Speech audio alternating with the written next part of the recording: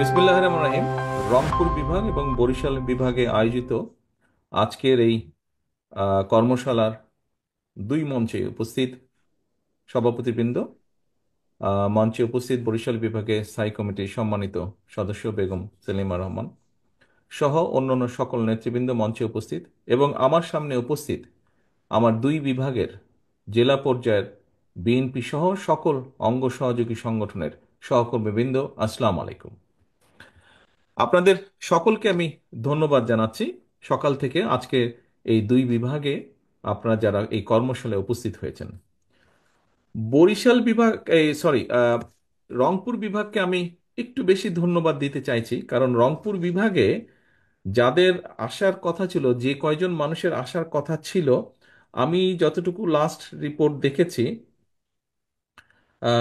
যতটুকু last report দেখেছি ওখানে উপস্থিত হওয়ার কথা ছিল 539 জনের, উপস্থিত হয়েছেন আমাদের হিসাবে 556 জন মানুষ হিসাবে, কয়েকজন বেশি এসেছেন। এই জন্য আমি ধন্যবাদ বেশি জানাতে চাইছি, কারণ খুব স্বাভাবিকভাবে আজকের যে এই কর্মশালাটা কি, প্রিয় সহকর্মীবৃন্দ, এই কর্মশালাটি কি শুধু 31 দফা যেটি আমরা দিয়েছি এটি কি শুধু বিএনপির জন্য, বিএনপির নেতাকর্মীদের জন্য?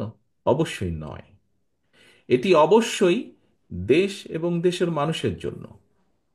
এবং স্বাভাবিকভাবেই আমরা একটি ক্রাইটেরিয়া করেছি কারা আসবেন এইটাতে। সেই ক্রাইটেরিয়ার বাইরেও কিছু সংখ্যক নেতাকর্মী এসেছেন, কারণ আমি দৃঢ়ভাবে বিশ্বাস করতে চাই তারা জানতে চাইছেন ভবিষ্যতে আমরা কি করতে চাইছি। এই উৎসাহ থেকে, উদ্দীপনা থেকেই তারা এসেছেন। সেই জন্য আমি একটু বেশি ধন্যবাদ দিতে চাই রংপুর বিভাগকে। এখন সহকর্মীবৃন্দ, এই যে 31 দফা, এটি দেশ এবং দেশের মানুষের জন্য। আজকে আপনারা দুই হল রুমে যারা উপস্থিত হয়েছেন, এই দুই হল রুমের মধ্যে যদি আমরা এই 31 দফাকে রেখে দিই, অথবা আপনাদের হাতে যে ফাইলটি দেওয়া হয়েছে এই ফাইলটিকে শুধু আপনারা অনুষ্ঠান শেষে যদি হাতে করে নিয়ে বাসায় চলে যান, এই 31 দফা সম্পূর্ণভাবে আজকের এই সারাদিন সম্পূর্ণভাবে ব্যর্থ হয়ে যাবে। এখানে খুব সম্ভবত বরিশাল বিভাগ থেকে একজন প্রশ্ন করেছিলেন, যুবদলের এক সদস্য, যে এরপরে আমরা কি করব, আমাদেরকে কি কেন্দ্র থেকে নেতা দেওয়া হবে জেলা পর্যায়ের জন্য? আপনারা তো নেতা, এখানে যারা আছেন, আপনারা যারা আজকে সবাই উপস্থিত হয়েছেন, আপনারা কিন্তু একজন নেতা হিসেবেই আজকে এখানে উপস্থিত হয়েছেন। অর্থাৎ আপনারা বিএনপিকে প্রতিনিধিত্ব করেন, বিএনপির অ্যাম্বাসাডার আপনারা, সেই হিসাবে আজকে আপনারা উপস্থিত হয়েছেন। সহকর্মীবৃন্দ, বিভাগ থেকে আমরা ডেকেছি জেলার নেতৃবৃন্দকে। এখন আপনারা দয়া করে আপনাদের অধীনস্থ যতগুলো ইউনিট আছে সেখানে আপনাদেরকে এরকম ছোট ছোট ছোট ছোট কর্মশালা করতে হবে, করে নেতাকর্মীদেরকে এডুকেট করতে হবে। আপনারা যা জানলেন, আপনারা যা শিখলেন, আপনারা যা বুঝলেন, এই কথাগুলো তাদেরকে বলতে হবে, সো দ্যাট তারা এরপরে তার পাড়ায়, মহল্লায়, গ্রামে, ইউনিয়নে, সব জায়গায়, পৌরসভায়, সব জায়গায়, ওয়ার্ডে ওয়ার্ডে, সব জায়গায় তারা এই বিএনপির এই বক্তব্যগুলো দেশের মানুষের কাছে নিয়ে যাবে। আমরা আন্দোলন করেছি, বিএনপির নেতাকর্মীরা আন্দোলন করেছে, তবে একক বিএনপির আন্দোলন সফল হয়নি। আন্দোলন সফল হয়েছে আরো অনেকগুলো রাজনৈতিক দল। আন্দোলন সফল হয়েছে সর্বোপরি, আমি মনে করি, বিশ্বাস করি, সমাজের সকল শ্রেণী পেশার মানুষ একত্রিত নেমে এসেছিল, একসাথে নেমে এসেছিল বলেই আমরা এই আন্দোলনকে সফল করেছি। তার মানে স্বৈরাচারকে বিদায় করেছে যেরকম সকলে মিলে একত্রিত ভাবে, স্বৈরাচারকে খেদিয়ে দিয়েছে, বিদায় করেছে, বাধ্য করেছে পালিয়ে যেতে, সকলের মিলিত প্রচেষ্টায়, লক্ষ কোটি মানুষের মিলিত প্রচেষ্টায়। ঠিক সেইভাবে পরবর্তীতে দেশটিকে যদি গড়তে হয়, একক বিএনপি শুধু একা পারবে না দেশকে গড়তে। দেশকে গড়তে হলে, পুনর্গঠন করতে হলে আমাদের জাতিকে ঐক্যবদ্ধ করতে হবে। দলমত নির্বিশেষে মানুষকে ঐক্যবদ্ধ করতে হবে। যেভাবে আন্দোলনের সময় জুলাই আগস্ট মাসে যেভাবে দলমত নির্বিশেষে সবাই রাজপথে নেমে এসেছিলেন, ঠিক সেভাবেই আমাদেরকে দেশকে আবার পুনর্গঠন করতে হবে।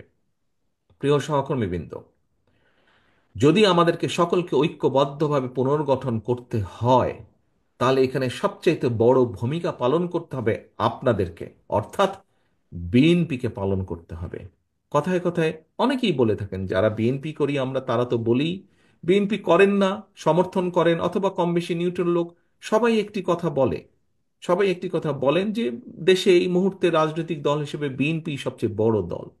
কাজেই বিএনপিরই সম্ভাবনা, মানুষের আস্থা যেই আস্থাটা যে এনজয় করে মানুষ, বিএনপি এনজয় করে, সেটি সবচেয়ে বড় সম্ভাবনা বিএনপি।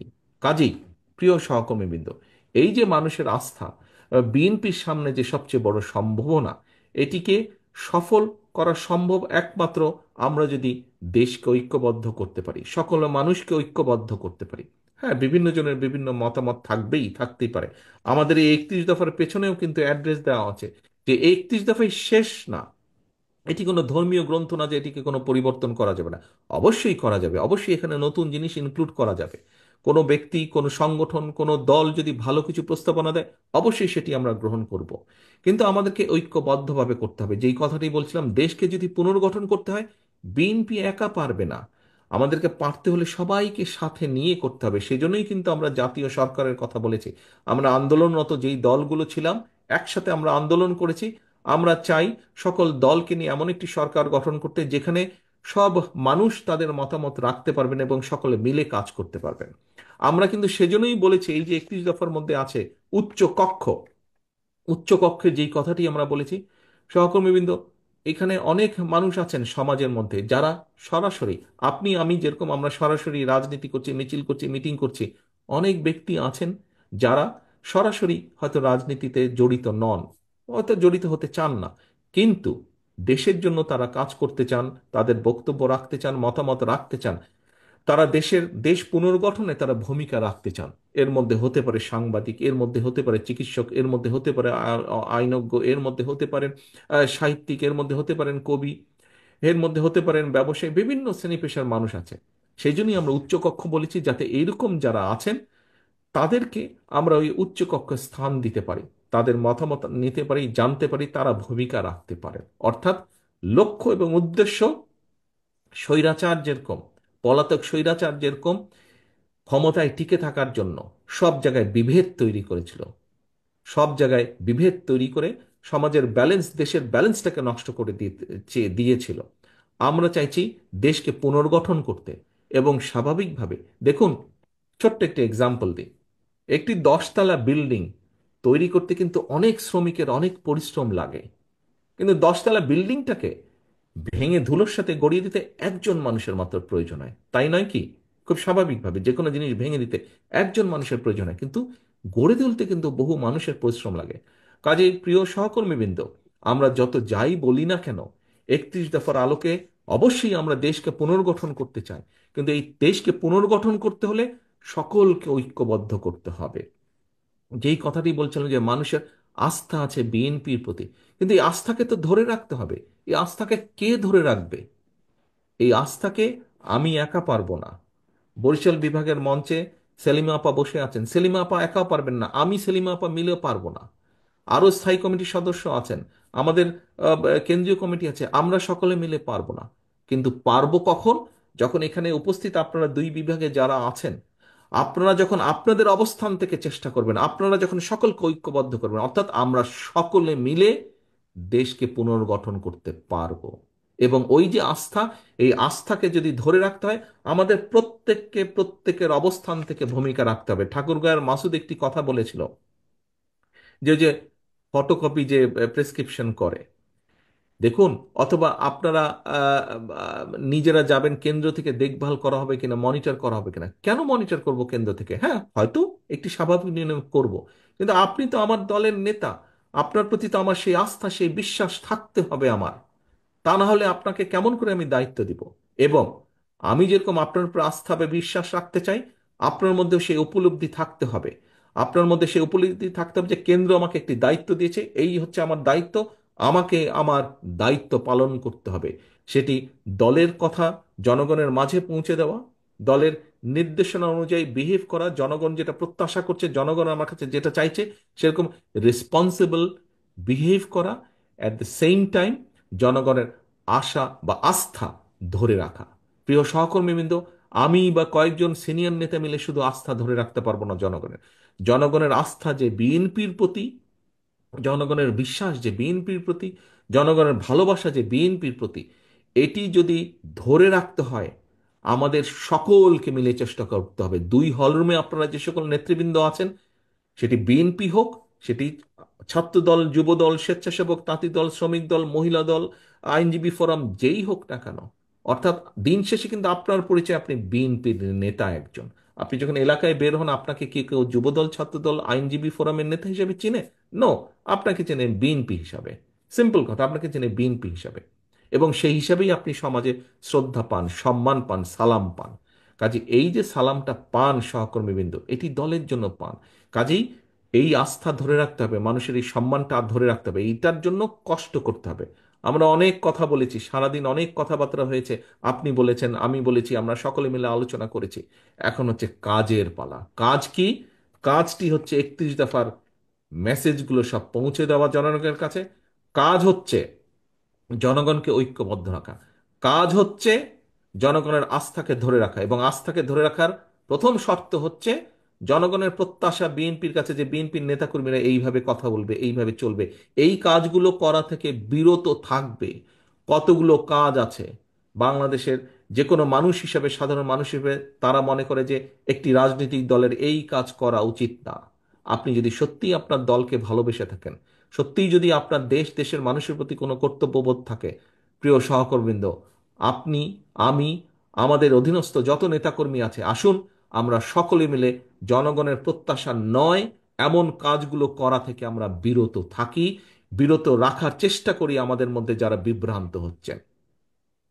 সহকর্মীবৃন্দ, আপনি একজন রাজনৈতিক কর্মী, আমি একজন রাজনৈতিক কর্মী, আমরা একটি রাজনৈতিক দলের সদস্য। একজন রাজনৈতিক কর্মী হিসাবে, একটি রাজনৈতিক দল হিসাবে আমাদের সবচেয়ে বড় পুঁজি কি? আমাদের সবচেয়ে বড় পুঁজি হচ্ছে জনগণের বিশ্বাস, জনগণের আস্থা, জনগণের ভালোবাসা।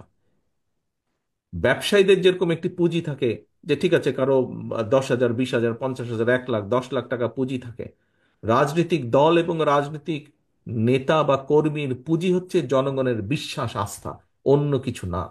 আপনি যদি বিশ্বাস করুন, আপনি যদি আজকে পুঁজি হিসাবে অন্য কিছুকে মনে করে থাকেন, আজ নাহলে কাল নাহলে পরশু কিন্তু আপনি ছিটকে পড়ে যাবেন। আপনার একমাত্র পুঁজি হতে হবে, রাজনীতির পুঁজি হতে হবে, রাজনীতির ক্যাপিটাল হতে হবে জনগণের আস্থা, জনগণের বিশ্বাস, জনগণের ভালোবাসা। এটি যেদিন আপনি হারিয়ে ফেলবেন, অথবা আপনি অন্য কিছুতে মনোনিবেশ করবেন, আপনি আপনার রাজনৈতিক অবস্থানের ফায়দা নিয়ে যদি অন্য কিছুতে মনোনিবেশ করেন, আজ নাহলে কাল নাহলে পরশু আপনি ছিটকে যাবেন, আপনার সব পুঁজি ধ্বংস হয়ে যাবে। স্বৈরাচার হচ্ছে তার সবচেয়ে বড় প্রমাণ।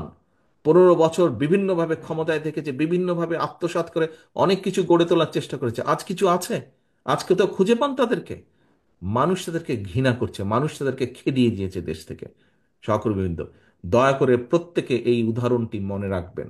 15 বছর জোর করে ক্ষমতায় তারা টিকেছিল, মানুষের অর্থ সম্পদ লুটতরাজ করে নিয়েছে, নিজেদের অনেক কিছু গড়ে তোলার চেষ্টা তারা করেছে, গড়ে তারা তুলেছে। কিছু আছে আজ? কোনো কিছু ধরে রাখতে পারছে? পারছে না তারা। মানুষের বিশ্বাস তো নেই।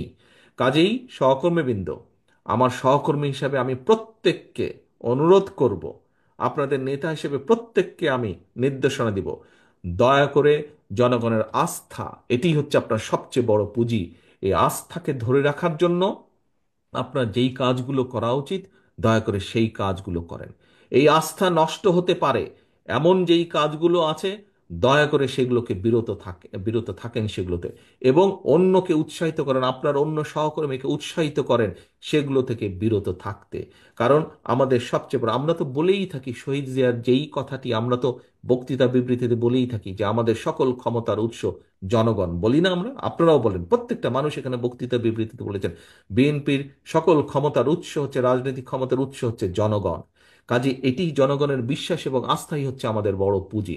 আসুন আমরা দেশকে পুনর্গঠনের জন্য যেভাবে 31 দফাকে পৌঁছে দিব মানুষের দ্বারে দ্বারে, আসুন আজকের এই কর্মশালায় আমাদের আরেকটি প্রতিজ্ঞা হোক, আরেকটি শপথ হোক, যে আগামী দিনে দেশকে পুনর্গঠনের জন্য আমরা সর্বোচ্চ শক্তি দিয়ে চেষ্টা করব সকলকে ঐক্যবদ্ধ করার জন্য, এবং সর্বোচ্চ শক্তি দিয়ে আমি, আপনি, আমরা সকলে মিলে, আজ যারা এই ঘরে আছেন তারা তো অবশ্যই, যারা এই ঘরে নেই, লক্ষ লক্ষ নেতাকর্মী যারা ছড়িয়ে ছিটিয়ে আছে বাংলাদেশে, প্রত্যেকের অবস্থান থেকে আমরা চেষ্টা করব জনগণের যেই প্রত্যাশিত ভূমিকা আমাদের কাছে, সেই ভূমিকা যাতে আমরা রাখতে পারি, আমাদের কথাবার্তা, উঠা বসা, চলন বলনে যাতে কোনোভাবেই জনগণের আস্থাকে আঘাত না করে, আমরা সেই ব্যাপারে সচেতন থাকব, সেই ব্যাপারে সচেষ্ট থাকব।